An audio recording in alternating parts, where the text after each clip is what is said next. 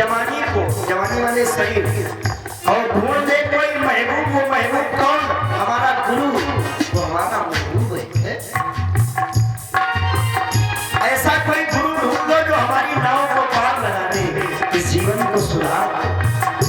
ये जवानी है दो दिल का सपना, अरे ढूंढ ले कोई महबूब अपना। ये जवानी है दो दिल का सपना, ढूंढ ले कोई महबूब अपना। ये जवानी अगर ढल गई तो, ये जवानी अगर ढल गई तो उम्र भर हाथ मलना पड़ेगा। ये जवानी अगर ढल गई तो उम्र भर हाथ मलना पड़ेगा।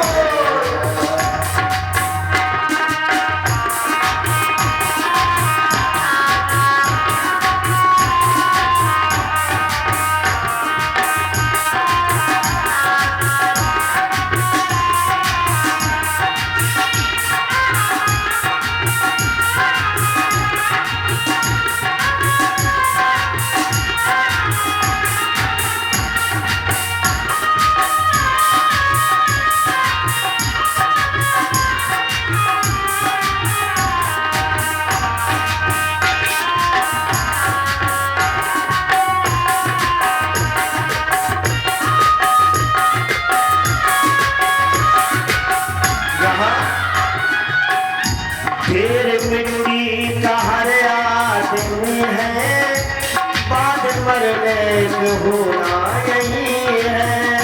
ढेर मिट्टी का हर आदमी है, बाद मरने को होना यही है।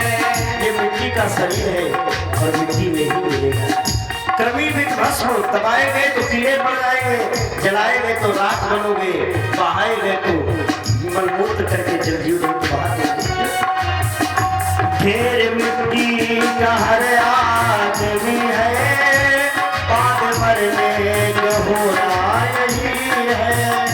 ढेर मिट्टी का हर आदमी है, बाद मरने को होना यही है। क्या होगा? या तो पूर्वक बनेगी जमीन पर, या तो पूर्वक बनेगी जमीन पर, या चिताओं में जलना पड़ेगा। या तो पूर्वक बनेगी जमीन पर, या चिताओं में जलना पड़ेगा। या तो पूर्वक बनाई जहर है, एक दिल बदलना पड़ेगा, एक दिल बदलना पड़ेगा, एक दिल बदलना पड़ेगा। जिंदगी बदलनी पड़ेगी। नवान जीर्णान यथा विहाय, जैसे एक फटा पुराना कपड़ा जब हो जाता है तो हम लोग फेंक देते हैं उसे, दूर नया वाला पहन लेते हैं। ऐसे ही आत्मा भी जब ये शरीर जर्जर हो जाता है, बूढ़ा हो जाता है, किसी काम का नहीं रहता है, तो वो आत्मा इस शरीर से निकल करके नवान जीर्णान दूसरे शरीर में जाके प्रवेश करती। इधर आगे कश्यप की दो प्रधान पत्नियां जो थी, दिति और अदिति। दिति के द्वारा दैत्यों का जन्म, अदिति के द्वारा देवताओं का जन्म होता है। दैत्यों के गुरु हैं शुक्राचार्य, सबसे बड़े हैं बलि। देवताओं के गुरु हैं बृहस्पति, सबसे बड़े हैं इंद्र। सिंहासन है, एक दावेदार है, दो तो झगड़ा होता है। एक दिन इंद्र अपनी सभा में गंधर्वों का नृत्य देख रहा था। गुरु बृहस्पति आए, उठ करके सम्मान नहीं किया, तिरस्कार हो गया गुरु का, तो गुरु रूठ गए। गुरु रूठ रहे तो हरि रूठे कुल ठौर रहे, पर गुरु रूठे नहीं ठौर। जिंदगी में कहां से कौन बचाएगा?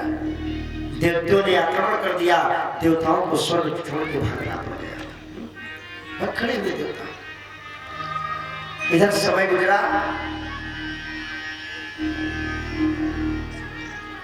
देवताओं ने त्वष्टा ऋषि के पुत्र विश्वरूप को गुरु बनाया है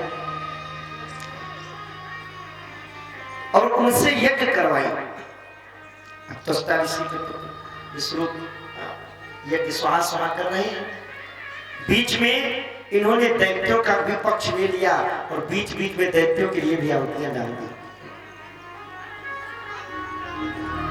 और जिस समय दैत्यों के लिए आहुतियां डाली तो देवताओं को ने जाना कि ये विश्वरूप तो हमारे साथ अपघात कर रहे हैं, दक्षिणा हम दे रहे हैं, भोजन हम करा रहे हैं और शत्रु की आहुतियां डाल रहे हैं। तो इंद्र ने तलवार निकाल करके विश्वरूप का सिर काट लिया। इनको ब्रह्म हत्या लग गई। इंद्र ने बचने का लाख प्रयास किया, लेकिन वो विश्वरूप के वध करने के बाद इनको जो ब्रह्म हत्या लगी, भगे दिशो नमक्षमाम विवरान समुद्रान लोकान सपालास्त्र जीवन गतासा यतो यतो धावति तत् तत्। कहाँ गए? दिशाओं में, लोकपालों के यहाँ, दिक्पालों के यहाँ, नेपालों के यहाँ, लेकिन कोई काव न बैठे कहा न हुई राख को सके राम कर, कोई बैठने न पाए। इंद्र अंत तो गत्ता कमल सरोवर में जाकर के छिप गया। इंद्र का सिंहासन खाली है। स्वर्ग से वैकेंसी निकली, जिसने भी 100 यज्ञ किया हो आकर केंद्र पद पर बैठे। तो उस समय राजा थे नहुस, उन्होंने 100 यज्ञ कर डाले थे। उन्होंने वैकेंसी पढ़ी तो अप्लाई कर दिया। फायदा ये हुआ कि इंद्र बना दिया गया। अब कोई जब नया नया राजा बनता है तो उसमें अकड़ बहुत रहती है। नया नया बनने के बाद वो बड़ा तेजी से काम करता है, बड़ी तेजी से स्वर्ग की व्यवस्थाएं डेवलप कर दी। स्वर्ग वाले बड़े खुश देवता कि ये राजा इंद्र ठीक मिला है। एक दिन नहुस ने देखा कि बगल वाला बामान में जो है वो खाली है सिंहासन। तो देवताओं से पूछा ये वाला सिंहासन किसका? बोले ये तो इंद्राणी का है। कहाँ है इंद्राणी? बोले वो अपने घर में है। अब तो हम इंद्र हैं तो उसे बुलाओ, हमारे बगल में बैठा लो, माने इंद्राणी को हमारे पास लाओ। तो देवता समझ गए कि जब व्यक्ति की नहीं कहते, जब अंत समय आता तो बुद्धि खराब होती है। जान गए कि हमें लगता है इनकी बुद्धि ज्यादा प्रभुता पाए काय मद नहीं, ये दशा है। तो उन लोगों ने कहा भाई ऐसा है, अब हम तो नहीं कह सकते, तुम ही जाओ, चले जाओ, और अगर वो आ जाए तो आ जाओ। तो इसने तुरंत लेटर पैड उठाया अपना इंद्र वाला, लिख के दिया, ए इंद्राणी, मैं राजा नहुस तो इस समय इंद्र हूँ और मेरी इच्छा है तुम इंद्राणी हो, जैसे पहले वाले इंद्र के बगल में बैठी थी ऐसे हमारे बगल में आकर के बैठो, मैं तुम्हें पत्नी रूप में पाना चाहता हूँ। इंद्राणी ने पत्र पढ़ा, देखा, समझ गई ये तो बड़ा गड़बड़ हो जाएगा। अगर कहीं मैं इनके बगल में बैठ गई तो मेरा तो पातिव्रत धर्म नष्ट हो जाएगा। तो इंद्राणी ने भी जवाबी पत्र लिख दिया, ठीक है इंद्र देवता, हम आपकी बात को स्वीकार कर रही हैं, लेकिन आप सप्त ऋषियों की पालकी पर बैठ करके अगर मुझे लेने आओगे तो मैं तुम्हारे साथ आ जाऊंगी।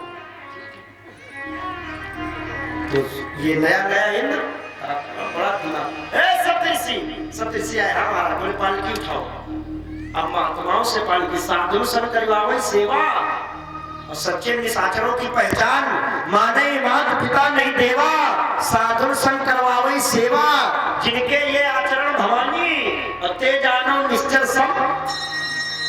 अब ये ऋषियों से कह रहा पालकी उठाओ। महात्माओं ने सोचा चलो कोई बात नहीं, भगवान की इच्छा है, उठा ली पालकी। नहुस अंदर बैठा।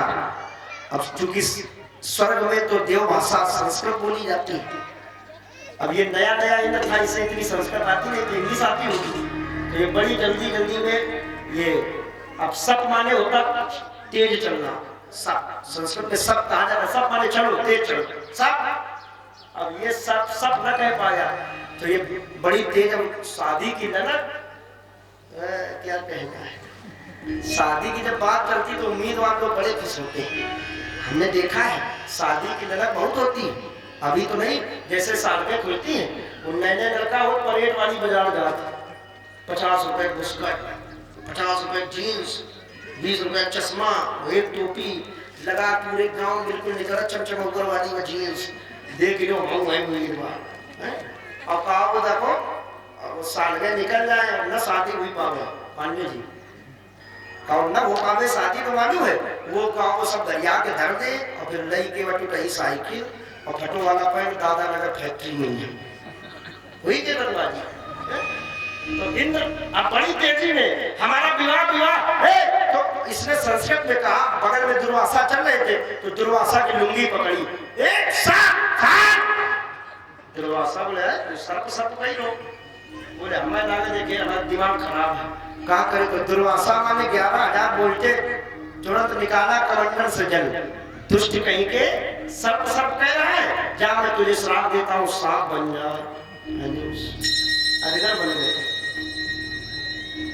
ब्रह्मा ने सोचा इंद्र पद ऐसे कब तक खाली रहेगा, तो ब्रह्मा गए और जाकर के वो जो ब्रह्म हत्या इंद्र के ऊपर मड़ा रही थी कमल सरोवर में, उसे 4 भागों में काट के विभाजित कर दिया।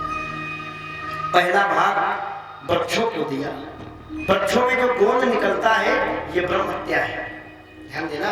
कभी व्रत में अनुष्ठान में गोंद नहीं खाया जाता है, ब्रह्म हत्या होती है। आशीर्वाद वृक्षों को ये दिया गया, काटने के बाद फिर से हरे भरे हो जाओगे जब तक जड़ नहीं हटेगी, तो इस आशीर्वाद से वृक्षों ने स्वीकार किया।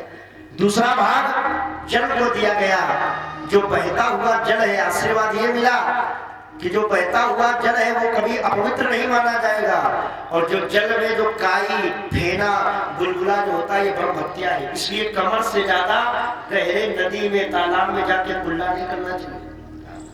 ये नहीं कि गंगा जी के अंदर गए, कुछ लोगों को आदत होती पहले बाहर नहीं करेंगे, जब इतने घुस जाएंगे तब लेके वही धूप देंगे या पाप करते। तीसरा भाग इस जमीन को पृथ्वी को दे दिया, पृथ्वी में जो ऊसर भूमि है ये ब्रह्म हत्या है, आशीर्वाद मिला गड्ढा होने के बाद फिर बढ़ जाओगी, इस आशीर्वाद से पृथ्वी ने स्वीकार कर लिया। और चौथा भाग माताओं को महिलाओं को दिया धर्म, चारों विभाजित हुए। इंद्र फिर से सिंहासन पर बैठा, लेकिन त्वष्टा ऋषि से रहा नहीं गया। इस इंद्र ने मेरे पुत्र को, निर्पराध पुत्र को मार दिया, गुरु बनाने के बाद मार दिया। तो त्वष्टा ऋषि ने इंद्र को समाप्त करने के लिए यज्ञ की, जिससे भयंकर वृत्तासुर नाम का दैत्य उत्पन्न हुआ। पर्वताकार हुंकारी मारी, वो पर्वताकार उसका शरीर, और वो जिस समय उत्पन्न हुआ तो देवता भी घबरा गए। अब देवता घबराए, क्या होना चाहिए? सारे देवता ब्रह्मा के पास आए, ब्रह्मा इस वृत्तासुर से कौन लेगा, ये तो यज्ञ के द्वारा पैदा हुआ बड़ा ताकतवर है।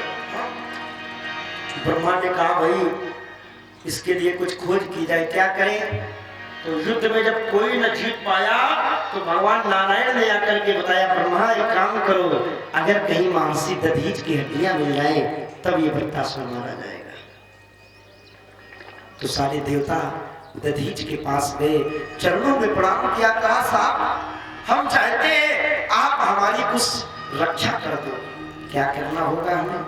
अपनी हड्डियां हमें दे दो दान में।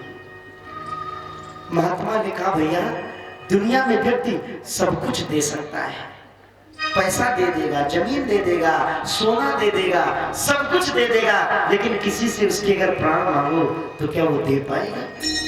तुम्हें मांगने में संकोच नहीं लगा? देवता निराश हो गए, अगर महाराज आपने हमें अपनी हड्डियां न दी तो आपके तो केवल अकेले प्राण जाएंगे, लेकिन ये तो 33 कोटि देवता मारे जाएंगे। दधीच थोड़ी देर सोचते रहे, फिर विचार किया वैसे भी इस शरीर का कोई काम तो होना नहीं है। ईमानदारी से बताइए शरीर से हम लोग क्या कर सकते हैं? जीते जी तो बहुत कुछ कर डालोगे सकते हैं, लेकिन मरने के बाद कुछ नहीं हो सकता है। तो प्रयास करो जीते जी कुछ ऐसा कर जाओ, कर जाओ काम ऐसा छा जाओ हर जुबान, ऐसा कुछ कर जाए जो हमारे अंदर रहने के बाद लोग हमें याद करें कि चलो अच्छा न सही बहुत बुरा था। दधीच ने कहा ठीक है, ये दधीच तुम्हें अपनी हड्डियां दान करेगा, और अपने शरीर में घृत का लेपन करके गायों के द्वारा शरीर को चटवाया, और इनकी जिस समय अस्थियां निकली, अस्थियों से 3 अस्त्र बने, 2 धनुष 1 वज्र, सारंग और पिनाक कहा जाता है उसे। वो भोले बाबा को दे दिया गया दोनों धनुष, और वज्र लेकर के इंद्र जिस समय गया, नारायण कवच पढ़ के गया, और जिस समय पहुंचा तो वृत्तासुर के सामने इंद्र टिक नहीं पा रहा है। वो ब्राह्मण के तेज से उत्पन्न हुआ यज्ञ के द्वारा वो वृत्तासुर इंद्र को हाथी के समेत निकल गया। लेकिन नारायण कवच के प्रभाव से, ये कवच बहुत अच्छा है, हाँ, और कवच जितने भी हैं, चाहे वो दुर्गा कवच हो, महामृत्युंजय कवच हो, या ये नारायण कवच हो, व्यक्ति को ऐसा आचार्य लोग बताते हैं कि 24 घंटे तक वो काम करता है कवच। क्यों महाराज जी? बाहु में वज्रधारणी, हस्तयोर दंडनी रक्षेत, ये सब कवच के स्त्रोत में। उस नारायण कवच के प्रभाव से इंद्र पेट में गया, लेकिन वज्र से उसका पेट फाड़ करके उत्पन्न हो गया, वृत्तासुर समाप्त हो गया। भगवान की इससे पूर्व एक अच्छा वर्णन है। वृत्तासुर मरने से पहले वो वज्र देख के प्रणाम करता है, कहता वारे प्रभु धन्य है वो दधीच इंद्र, तुम कितने स्वार्थी हो, अपने प्राण बचाने के लिए किसी के प्राण ले दिए। ये दुनिया के नियम है, हम अच्छे बने रहे। वो कुछ लोग कहते नहीं है, हे प्रभु आनंद दाता और ज्ञान हमको दीजिए और मैं केवल जिंदा रहूं और सबको मार दीजिए। दुनिया में ऐसे भी लोग बहुत हैं, वही जिंदा नहीं कहते, बस एक को हम ही केवल बचे और कोई ना बचे। दुनिया में बहुत लोग हैं, लेकिन वास्तविकता ये नहीं है। यही पशु प्रवृत्ति है, जो आप ही चले, यही तो वो मनुष्य है, मनुष्य के लिए मरे। इंद्र के प्राणों की रक्षा हुई। इधर मैया दिति ने एक पुंसवन व्रत किया, गर्भ पर रहा था, इंद्र स्वरूप बदल के गया और उस पुंसवन व्रत में मैया के द्वारा कुछ गलती हो गई। भोजन आदि करने के बाद इन्होंने जिस समय आचमन नहीं किया तो इंद्र इनके अंदर प्रवेश कर गया और उस पल रहा वो छोटा सा भूर, उसके 7 टुकड़े कर दिए वज्र से। लेकिन वो व्रत का प्रभाव ऐसा कि वो बालक मरा नहीं, वो 7 टुकड़े में हो गया। वो फिर बोलने लगा अंदर, तो इंद्र ने उस 7 के साथ 7 कर दिए तो हो गए 49। ये मरुदगण कहलाते हैं। हर प्रेरित जब जब लंका में आग लगती है तब ये 49 प्रकार की हवाएं चलती हैं। हर प्रेरित चढ़े मरुद 49। इस प्रकार से ये व्यवस्था स्वर्ग की है। इधर 7वां स्कंद प्रारंभ होता है। परीक्षित जी कहते भगवान बड़े पक्षपाती हैं, हमेशा दैत्यों को मारा करते हैं, देवताओं को बचा लिया करते हैं। भगवान को तो कहा जाता है समदर्शी मोह के सब कोई, भगवान तो समदर्शी है, फिर वे समवर्तन क्यों, ये पक्षपात क्यों? अब अगर दैत्य इतने ही खराब है तो दैत्यों को बनाते क्यों है? अरे बनाता तो भगवान है। जब मारना था बच्चों को जन्म क्यों दिया? सुखदेव जी ने कहा राजन बात तुम्हारी बहुत अच्छी है, लेकिन एक बात कहूं, 2 प्रकार से ही मुक्ति होती है, या तो भक्ति से और या तो शक्ति से। शक्ति रावण जैसे लोग पूरे दमखम से पूरा जुट जाते हैं कि बस कुछ नहीं, मैं इसे बैर करूंगा। शक्ति से अपना उद्धार करा लेते, और भक्त भक्ति से अपना उद्धार करा लेता है। अब हमें आप में इतनी सामर्थ्य नहीं रावण जैसी कि हम लोग लड़ जाए भगवान से। हाँ इतना तो मैंने देखा है, कुछ भक्त मंदिर में जाते हैं, लड़ते हैं, कहते हैं प्रभु, अब वो वाली लड़ाई नहीं लड़ते डंडा लाठी वाली। मैंने कई भक्तों को देखा है मंदिर में बैठ, एक भक्त गया ना लोधेश्वर के दरबार में, आशा मैया के दरबार में, पन के दरबार में बैठ गया, सामने कहा अरे प्रभु हम हर मंगल को हमें, हर सोमवार को हमें, हर रविवार को हमें, रिश्तेदारी तो तब चलती कम से कम 10 बार हम आवे तो एक बार तुम भी आ जाओ है? और केवल हम ही आते रहे तो रिश्तेदारी चलेगी? नहीं चलेगी। दोनों तरफ का मामला बराबरी का होना चाहिए भाई। मंदिर में बैठ रहते हो, कभी बाहर भी आया जाया करो,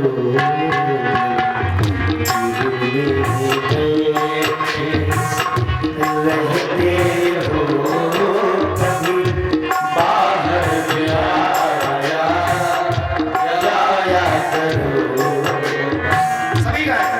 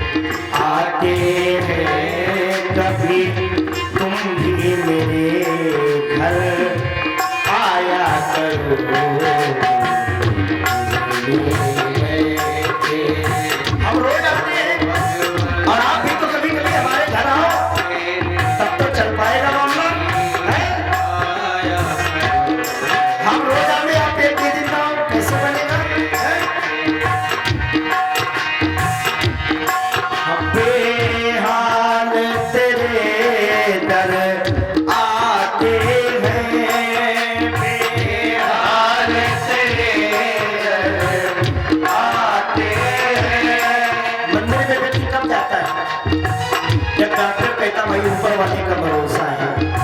चोट लगी तो पहले डॉक्टर के यहाँ, अच्छी बात है, जाओ, लेकिन अंत कहाँ होगा? मंदिर से। बेहाल तेरे दर आते हैं, बेहाल तेरे दर आते हैं, और हंसते हंसते जाते हैं, और हंसते। मैंने देखा है तुझे देता ही नहीं देखा, पर झोली भरी देखी। जमाने में मैंने एक बात तेरी निराली देखी, तुझे देते नहीं देखा, पर झोली भरी देखी। बेहाल तेरे दर आते हैं, और हंसते हंसते जाते हैं। क्या सुनते हो सभी की, सुनते हो सभी का हाल प्रभु, सुनते हो सभी का हाल प्रभु, कभी अपना भी हाल सुनाया करो। सुनते हो सभी का हाल प्रभु, कभी अपना हाल सुनाया करो। सुनते हो सभी का हाल प्रभु।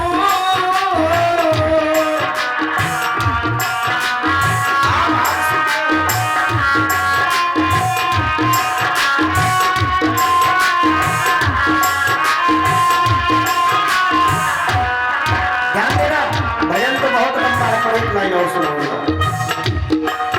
जग के दाता कहलाते हो, जग के दाता सारे जग के दाते हो, और ना खाते हो ना पीते हो, ना खाते हो ना पीते हो। ईमानदारी से बताना, भगवान को कभी खाते पीते देखा है? अच्छा, कोई जब भगवान खाते नहीं तब कोई लोग खिलाते नहीं, खाने लगे ना तो लोग दूर से हाथ जोड़े, बाबा बहुत खाता है। जग के दाता कहलाते हो, ना खाते हो ना पीते हो, और पाते हैं सभी।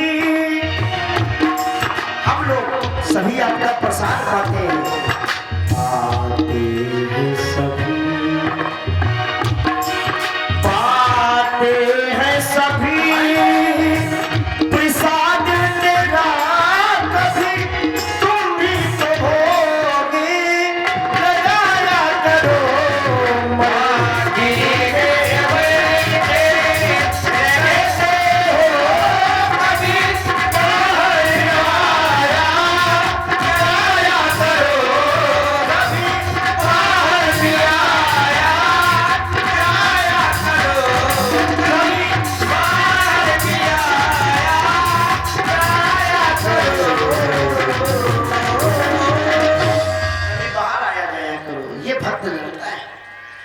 और इन राक्षसों ने कैसी लड़ाई की?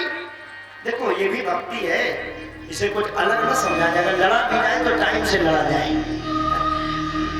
किसी से प्रेम करो तो नित्य करो, किसी से लड़ाई करो तो रोज करो, पूजा करो तो रोज करो, टाइम से करो। अभ्यास से या जो निरंतर जो लगातार किया जाता है उसका लाभ मिलता है।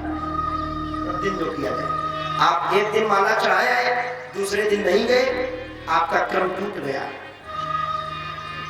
एक दिन फूल चढ़ाओ तो दूसरे दिन माला जरूर चढ़ाओ, बढ़ाओ ना कि घटाओ।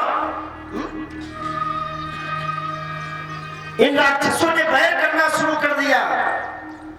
हिरणाक्ष का वध हो गया।